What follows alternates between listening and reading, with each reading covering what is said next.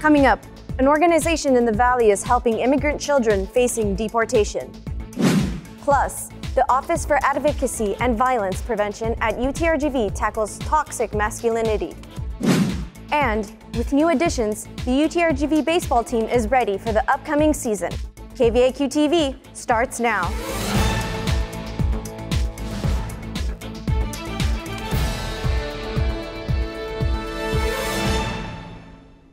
Hey there, vaqueros. Welcome to the fourth spring edition of KVAQ TV. I'm Brianna Garcia. Today is Monday, February 6th, and starting this week's newscast, a call for volunteers. The Young Center for Immigrant Children's Rights is asking for help in assisting children through the process of the immigration court. Xavier Aguilar is in Harlingen with more. This nonprofit organization is helping children by providing weekly visits, accompaniment to court hearings, and developing best interest recommendations for government agencies and courts. The Young Center for Immigrant Children's Rights in Harlingen provides volunteer child advocates to children in detention facilities who face deportation. Volunteers meet with unaccompanied immigrant children throughout the RGV, listening to their hopes, dreams, and stories to be able to advocate for their rights in the immigration system. Volunteer coordinator Lilia Murray says they bear witness to these children's stories. As we are listening to children in these facilities, we are giving them a voice and we're giving them a fighting chance for a better future. Murray says children are left to defend and advocate for themselves in a system that works tirelessly against them. Managing attorney for the Harlingen office, Miriam Arguello, explains the hardships that an unaccompanied immigrant minor can face at detention facilities and the impact a volunteer can have. The volunteer is accompanying them through the process of being at a facility while they find a family member. And in that same process, they're also going to court or, given court dates. Children are not afforded an attorney in immigration court, although they are in state court proceedings. Immigration court proceedings are different. And so sometimes it's difficult for them. So that's kind of the role we take on. We try to find different support systems for them so that they can continue that process. To be a volunteer, you must be 21 years or older, pass a background check, be a bilingual Spanish speaker, and attend mandatory advocate trainings. The next volunteer training will be held Saturday, March 4th and Sunday, March 5th at the Harlingen Cultural Arts Center from 9:30 a.m. to 3 p.m. For KVAQ TV in Harlingen, Xavier Aguilar. the Office for Advocacy and Violence Prevention at UTRGV began Masculinidad Saludable in 2020. Felix Paderas is in Edinburgh. Felix, what can you tell us about toxic masculinity? According to the Anxiety and Depression Association of America, toxic masculinity is the way that men are culturally trained and socially pressured to behave.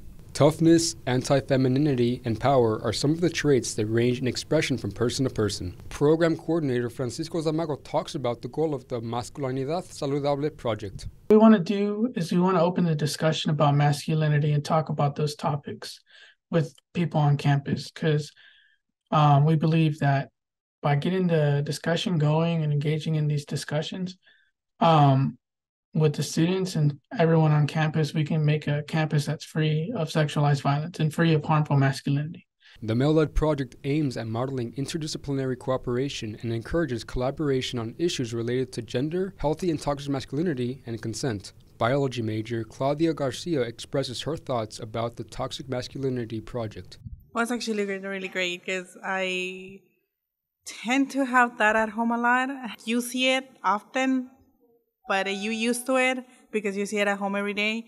But it's not actually good because then you feel tight and you feel like you can't do anything. Men think they're like, oh no, I'm not wrong. I'm the one who's always right. According to Zamago, some toxic masculinity examples are not seeking help, avoiding acts of violence, sexualized violence, and objectification. New Dawn Aurora identifies behaviors like being dominant, violent, promiscuous, not displaying emotion, sexual aggression towards women, not engaging in household chores, and championing heterosexuality as a norm as just a few more examples of toxic masculinity. Zamago adds that the Masculinidad Saludable program is available for UTRGV students, faculty, and staff. We do want to reach males or any male-identifying people, but we do believe everyone has kind of like their perspective on masculinity, so involving everyone in that discussion is helpful.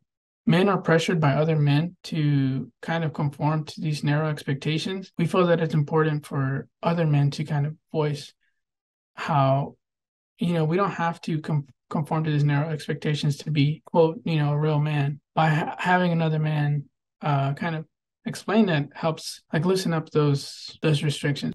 For any students facing issues associated with domestic abuse or violence or toxic masculinity, you can contact the OAVP office on their website, through email, in office, or walk-in. For KVAQ-TV in Edinburgh, this is Felix Balderas. After the break, a look at the new UTRGV baseball locker room.